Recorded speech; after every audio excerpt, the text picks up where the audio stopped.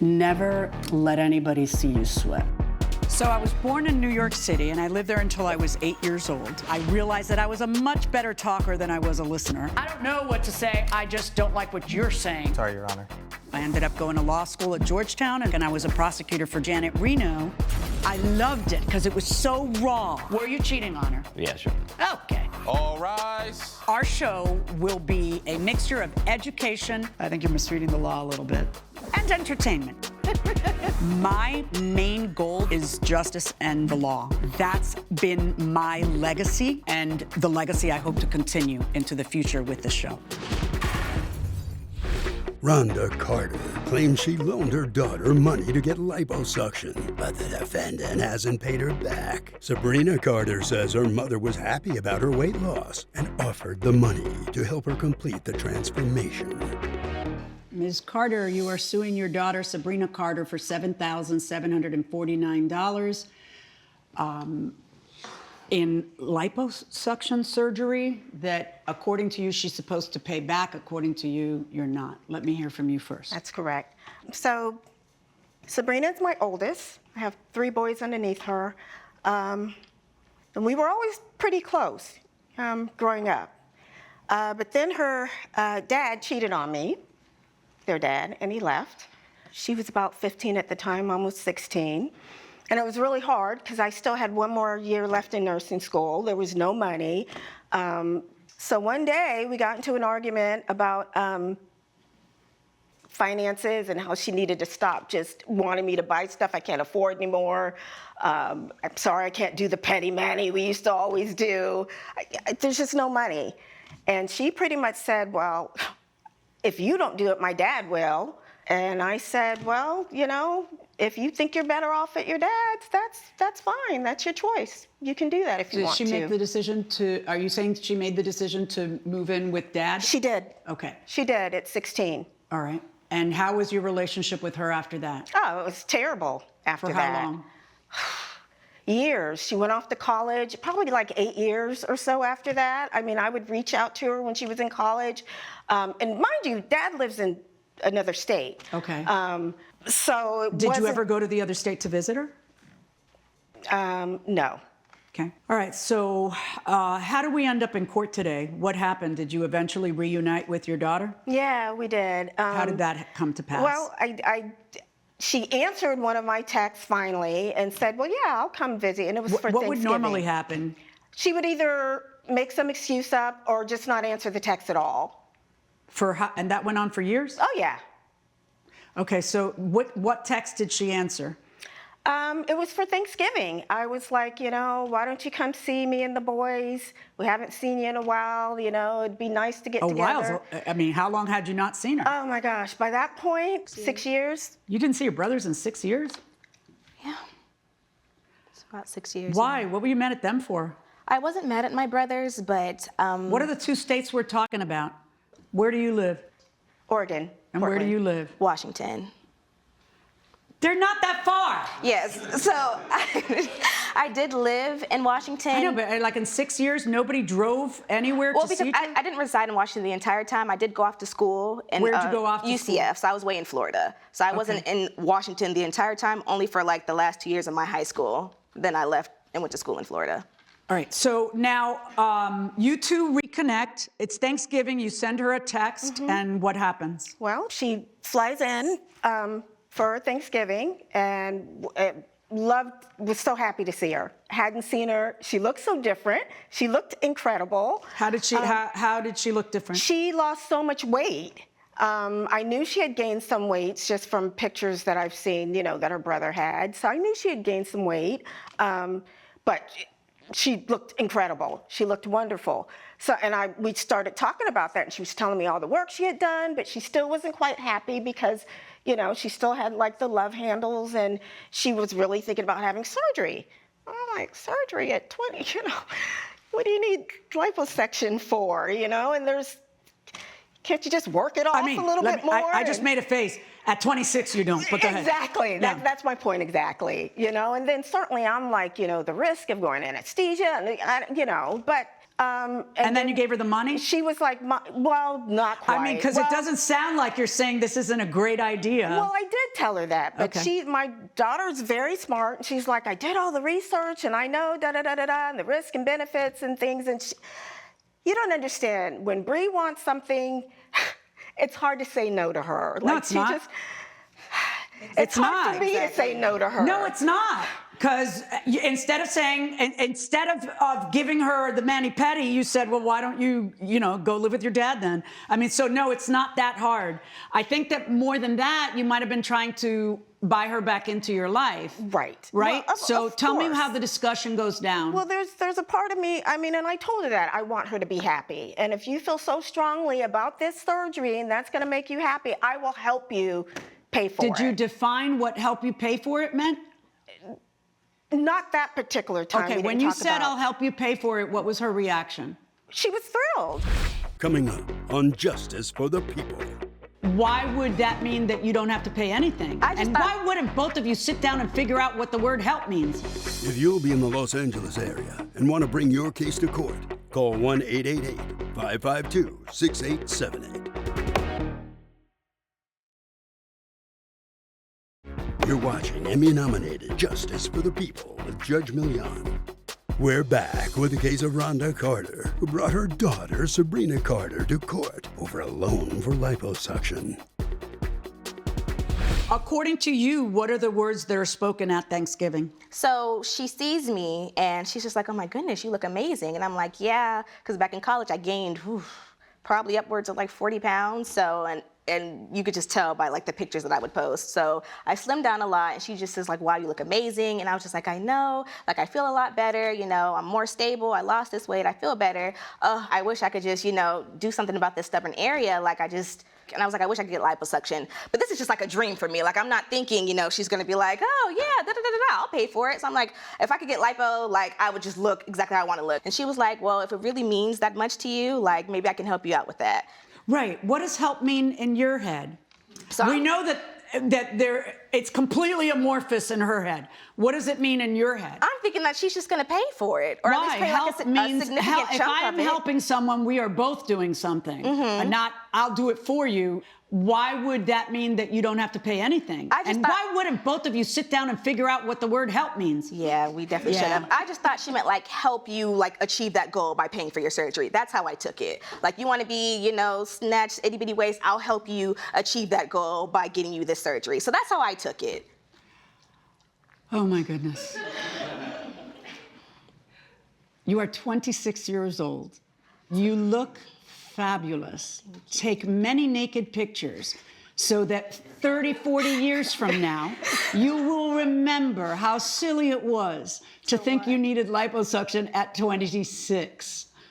So what did you do? You gave her your card? I did. And then did you at any point talk to Sabrina and about the debt? I did. When?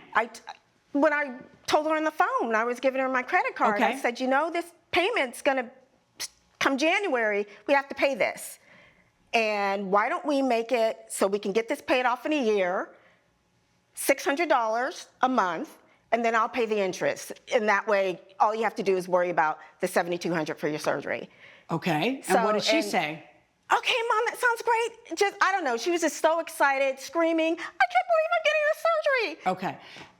Tell me about the discussion that you have with your mother when you find a surgeon and know how much it is and call her and she offers her credit card. Yeah, so I call her and I'm like, hey, I did my consultation. The price is going to be $7,200. We could pay by credit card. Is that okay? And she told me that it was fine. Okay, did she talk to you about monthly payments? No, she did not. She didn't say anything about a monthly payment. She didn't say anything about a repayment schedule. Right. She did not, wait. She didn't say we have to, is $600 No, she did not. She never said that to me. She never said anything about a repayment plan. I'm thinking that this is a gift. Like, this is something that she just wants to do. Maybe she might be trying to buy me back into her life. If it's a gift, then why did you send her two $300 payments? Because I know you sent her two $300 payments, so let's talk about that. She came to me and she said that she was struggling with her credit card bill. So I'm just thinking, Back in January, she texted me the first time. She said she was struggling. I told her I didn't have it because I was just starting at my new job. So she said she was gonna figure it out. Then she came to me in February and said, okay, hey, I'm still struggling with my credit card payments. Do you have anything? And I'm like, okay, well, I did have my first check by then. I don't really have much, but I'm able to like send you $300.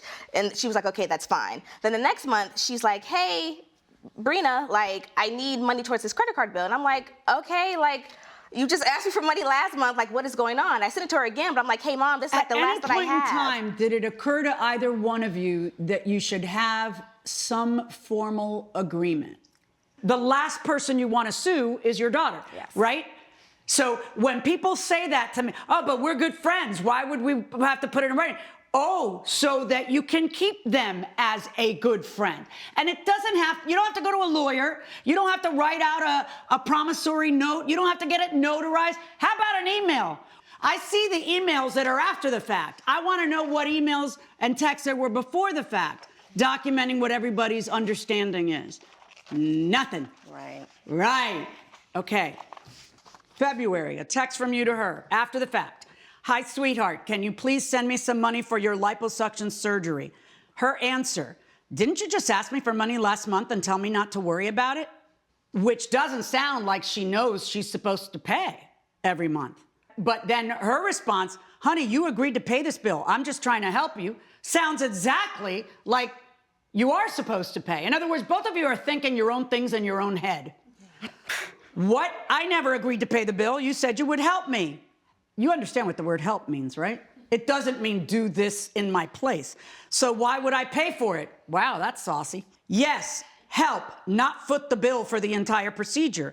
We agreed you would pay it off each month. Your answer, I don't remember ever agreeing to that. I just remember you offering to help me. I will send you some money, but let's not make this an every month thing.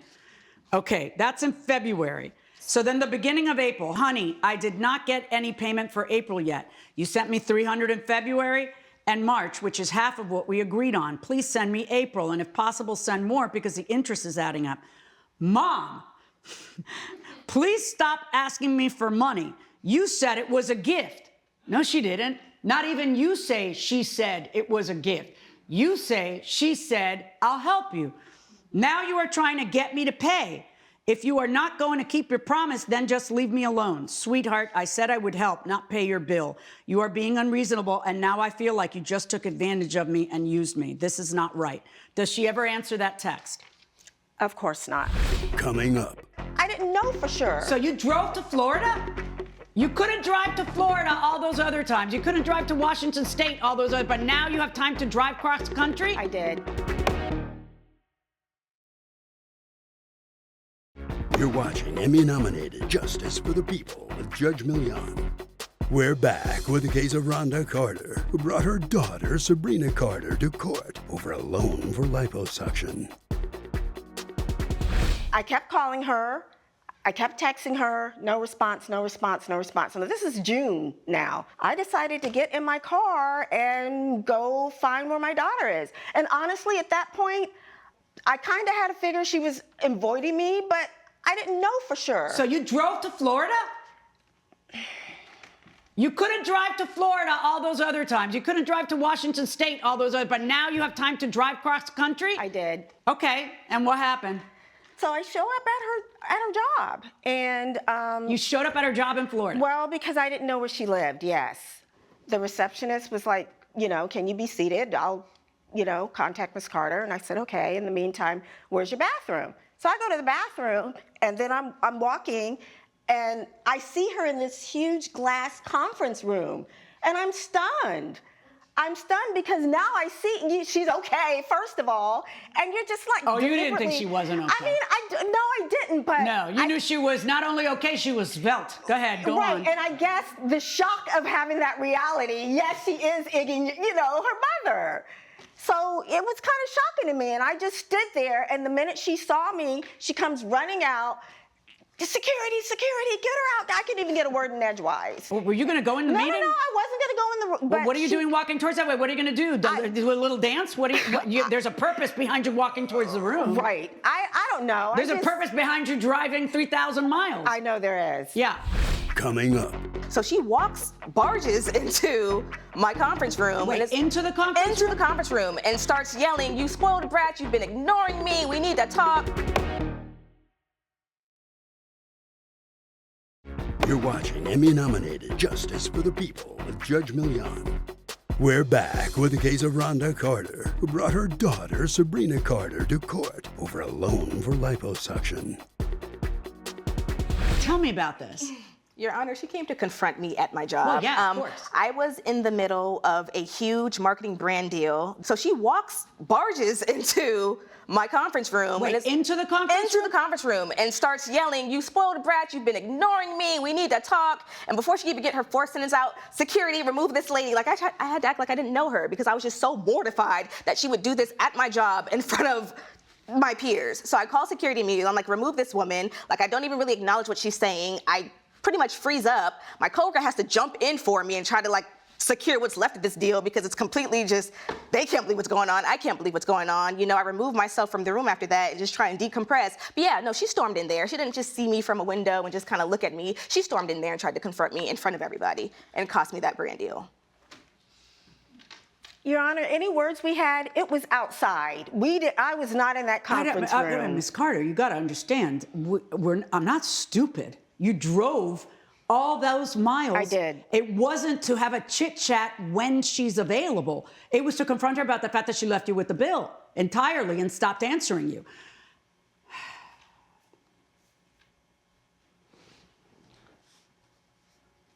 You knew that it was being put on a credit card, correct? Yes, I did. And now the bill, because of interest, is $7,749? That's correct. You, of course, also knew it was being put on a credit card. Yes. Yeah. And according to you, all you're supposed to pay is the interest on it. That's correct. Judge Milian's verdict when Justice for the People returns. You're watching Emmy-nominated Justice for the People with Judge Milian. I'm going to do what the two of you should have done, because I believe that there is a verbal contract here between you two. I don't think that the phraseology, "I'm going to help you," means I'm going to pay every penny of it. I'm going to force each of you to pay half of it. You've paid $600. I'll remove that from the $3,600. That leaves $3,000. I am issuing a judgment against you in favor of your mother in the amount of $3,000. Now, I want you to listen to me. It doesn't have to be today. It doesn't have to be tomorrow. But at some point, she kept trying and you wouldn't have it. And at some point, she really wanted to help, which is why she involved herself in your liposuction instead of nodding politely at Thanksgiving. Maybe think about that and think about how long this life is and how short $3,000 is. And you, from her perspective, you weren't there for her. She might be 100% wrong about that, but that's how she feels. You should think about that and wonder whether it's worth losing your only daughter over, a $3,000-something bill. Verdict for the plaintiff, $3,000. All rise. Judge Milian has ruled in favor of the plaintiff. The defendant owes $3,000. Any last remarks for each other? She's my baby, and I love her. I love her too. Awesome. Exit this way, please. Make sure you grab all of your belongings.